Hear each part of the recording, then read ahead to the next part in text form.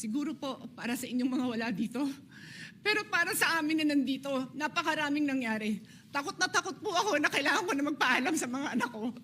At yung staff ko, 2 pintuan ang pagitan ko sa putukan. Yung staff ko na si Claire, na 20 years na sa akin, nandun siya sa labas. She has a 12-year-old son. Kinuwento niya sa akin lately na tumatakbo siya, hindi niya alam kung saan siya pupunta. Kaya para sabihin niyo na walang nangyari.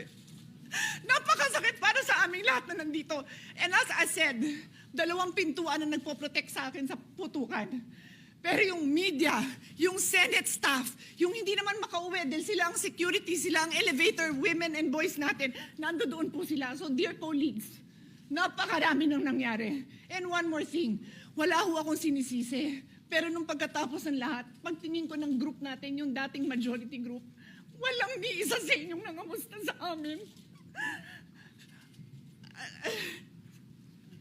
Some of you I've known for 20 years, 10 years, and I didn't even hear any of you say, kamusta na kayo dyan? Napakasakit na sa akin. Sobrang sakit. So yun lang ang masasabi ko. Yes, I am very ready to share my story, to ask questions. Pero kung wala ho kayo dito, huwag niyong questionin yung mga nangyari sa mga nandito. Dahil nandito kami, kasama ng staff namin, Senate staff. You have your own story. I respect that. But please respect my own story. Thank you.